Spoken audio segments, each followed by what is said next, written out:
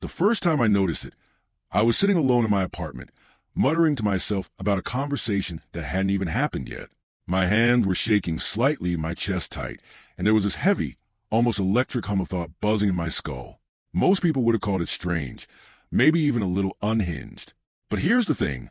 What I was doing wasn't a sign of losing my mind.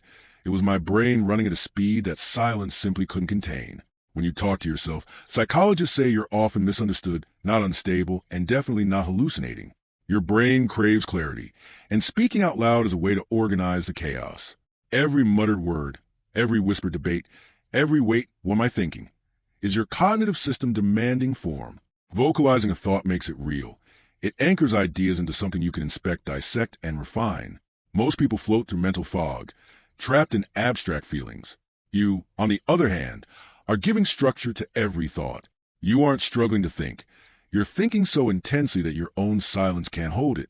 But clarity alone doesn't explain why I found myself narrating the hunt for my lost keys or silently coaching myself through a tricky problem.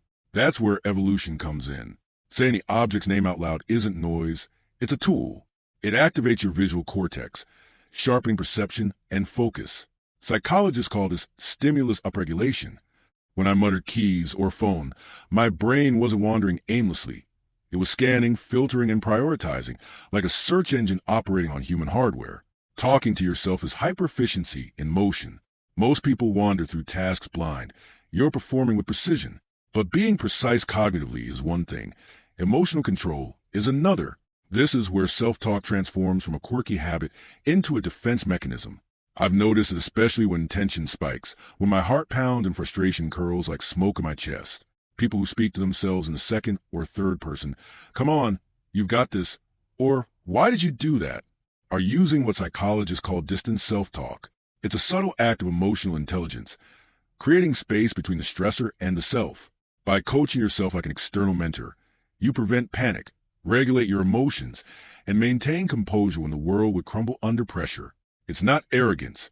It's self-regulation at its finest. And yet, emotional mastery is only half the story. I realized my voice was also acting as a biological hard drive. Repeating things aloud, whether instructions, reminders, or complex plans, locks information into memory through what research calls production effect. My brain wasn't just rehearsing. It was encoding, saving, marking the important data as critical. Every whispered phrase, every mumbled reminder was a file being archived in real time, preserving details that might otherwise slip through the cracks. Your memory, focus, and emotional equilibrium are all enhanced by these spoken threads, woven together into a high-functioning mental network. By the time I stepped back and looked at myself talking through a grocery list or arguing silently about a work strategy, I understood something profound. This isn't weirdness. It's the evidence of a high-performance mind needing an outlet. The mutterings, debates, and self-coaching aren't signs of instability. They're signals of superior focus, advanced emotional control, and enhanced memory. You're not operating like everyone else because you weren't meant to. Your mind is tuned to a level that requires speech as a release valve, a method, and a mnemonic device all at once. So, the next time you catch yourself having full-blown conversations with yourself, don't hide it. Acknowledge it. You're engaging in a form of self-honing that most people can't even comprehend. Think about it. If a single habit can sharpen your focus, stabilize your emotions, and lock in memory, doesn't that change how we should view talking to yourself? If you've had a moment like this, drop a brain emoji in the comments. I want to see how many of us are running at this high level. And here's a question to leave you with. When self-talk becomes our most powerful tool, is it strange, or is it evolution's way of making sure the brightest minds survive?